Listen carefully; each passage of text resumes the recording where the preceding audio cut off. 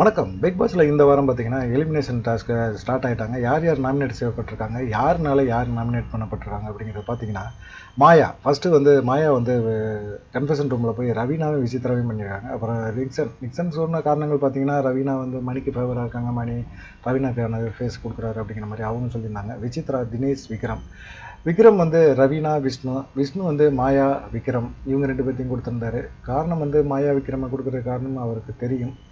விஜயவர்மா வந்து ரவீனா, பூர்ணிமா, தினேஷ் வந்து விசித்ரா, விக்ரம், மணி வந்து விஜயவர்மா, நிக்சன், அர்ச்சனா, விக்ரம், ரவீனா, பூர்ணிமா வந்து விசித்ரா, மணி.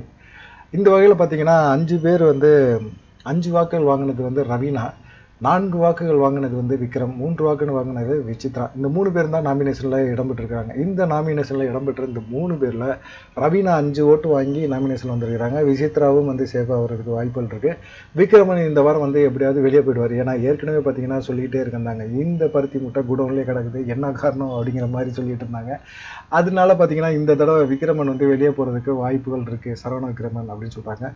இந்த வாரம் ஒரு எரிக்ஷனா 2 எரிக்ஷனா அப்படின்னு பார்த்தீங்கன்னா 2 இருந்தால் கூட ரவீனாவும் விக்ரமனும் வெளியே போவாங்க, விசித்ரா வந்து சேஃப் ஆகிடுவாங்க அப்படின்னு சொல்கிறாங்க.